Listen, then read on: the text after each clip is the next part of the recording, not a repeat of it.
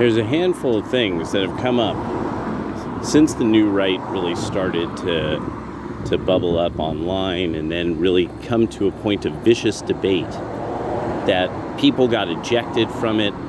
The different parts like kind of separated into this or that, and they would have people talking to Trump or not talking to Trump, or people trying to get in photos or situations with Trump. Then, some people saying, no, I'm going to back this person instead or that person instead. And a lot of jumping around, a lot of jumping in and out of the fight in all kinds of ways. I'm going to go and take my shirt off. I'll be right back. Come jumping in the fight, pull up the pants. And get knocked out of the whole fray again. It's been actually really fun for somebody like me, who I like watching all this stuff and making a little comment here and there and seeing if I got a call on this or that group or this or that interest party. But something about, like, I've been hearing from, like, Black American Twitter and YouTube things, and now and more, like, now the generation that solidly uses TikTok, I see this a lot, or hear and see this kind of stuff.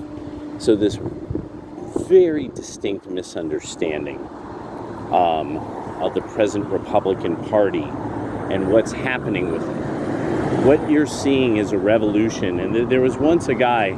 So people from the Bay Area, they'll remember this thing called the Omega Boys Club, and it's an old school kind of thing in a way, where it was like, to get the brothers off the street and talking things out and and then I went there a number of times. There was this old dude, Jackwa, I believe his name was.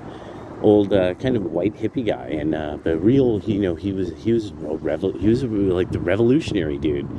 But one of the things I remember him saying was that the black man won't be free until the white man frees himself. That was what he was, and I thought it was kind of funny, because there's things that my dad really kind of felt about how the middle class and upper class punish the lower class in varieties of ways that people don't really understand, or it's hard to explain. And and I was like, okay, it's stuck in my mind, and now it's becoming quite a bit more clear as I listen to the young people talk about, I can't get any higher than here in the economy. Like, I don't have a future, because they could see there's this huge gap, that you either have a lot or it's big bank and little bank, no in between bank. and like E40 said, that typically it's big bank that takes little bank, and so I've been starting to think about how the way that you started to see, especially a lot of people, they like bringing up this group they don't know anything about called the alternative right, or the alt-right. A lot of people didn't really know much about that. They didn't know shit.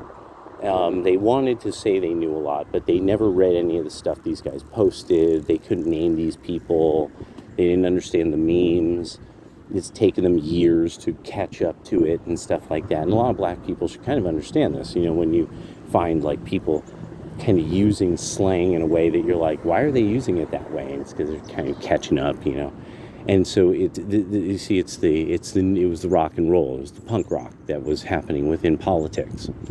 They were discussing things that were big, serious deals. And one of these, just demography, and the fact that people are not discussing, like, no, if black people don't even marry, if this keeps happening with dating and marriage, black people will shrink in population. This has been, I consistently have said this for years now, that there will not be a 15% population of black Americans. I can't see it. And it's a big part of this is because black Americans will vote in their replacements through amnesty with the Democratic Party.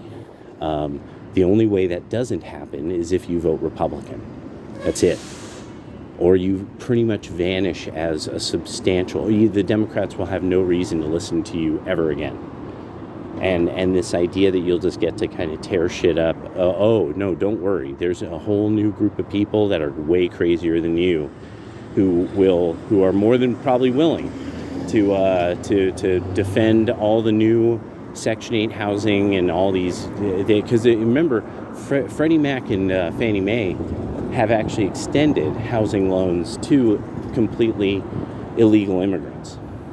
That has happened. There's a program for this. It has happened. It was Pinoid News that put me onto it, and I looked up the articles for it, and I'm like, holy shit, yeah, that is totally for real.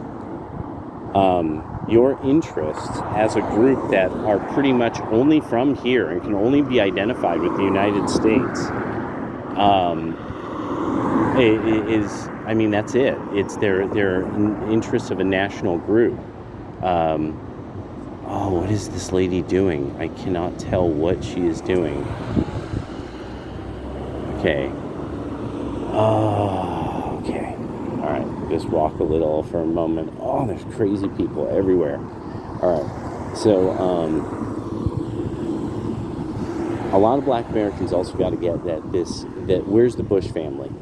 The Bush family fundamentally kind of rented the Republican Party. They came to the leadership by passing out money and passing out influence and through military contracts from this thing that they helped start, the Pentagon. They had total control of the party, and it's only because Trump broke it that's one of the things that makes them so mad. And here's actually what makes them mad. You're going to be amazed at this because nobody ever brings this up, and yet it's easily found. The whole joke that set everything about Trump into motion.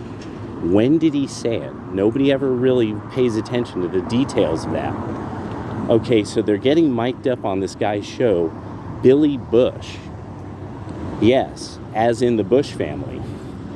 And so they're getting mic'd up, they're talking shit, and he makes this joke. So 5 to 8 years later, Mr. Bush remembers this joke, happens to remember. Just happens, because remember, his brother is in the race, or his uncle, maybe it was his uncle, Jeb, is in the race. So suddenly he remembers there's this material that's owned by NBC, but it was on my television show. I don't have the rights to it, but don't worry, I could, who knows, being that we're the family that created the Pentagon and the CIA, that, you know, we could probably see if we could get a hold of this. Well, so by the end of all of it, everybody knows about this joke that was made. That's the most shocking joke that's ever been made when a bunch of guys are together talking a bunch of shit. Everybody in the world is, you know, oh my gosh, can you believe anybody would ever say anything like this ever? Eventually, Billy Bush has to pay NBC back a few $100,000 for using this recording that he didn't have rights to. Whole thing is just covered up. You know, that's it. The money got paid. The hush money got paid. So that's how that happened. And that's been the bludgeon, the key part of it, the handle on the hammer of how they're always hammering on homeboy. Can you believe he made this joke? He was sitting with this guy and he was talking shit and he said this. Can you believe it? Does that sound like that was not a setup? If you're sitting there and you're like, wait, you got a recording of me from 8 years ago when I'm sitting with my homeboys smoking a blunt. You got me talking to somebody after church, eating some chicken and potato salad, and I said this. How'd you get a recording of that? I mean, like, for real. So just so you understand, like, the nature of what's going on here. And so the last thing about this is when Trump looked at the Joint Chiefs of Staff at the last State of the Union, a lot of people didn't catch this. He looked dead at them, right where they were sitting, and he said, no more forever wars. And that was the whole thing, that he basically it was the moment where he fundamentally blocked up on fools. He blocked up on them. He showed them that he was going to puff out his chest and that you know what you guys are going to have to do to me. And a lot of people, no one wants to deal with this because it's just too frank, it's too easy to understand, it's too much of what's really going on, but that's what's really going on. And it was right there in front of us the whole time. And it's kind of fun when you know about it.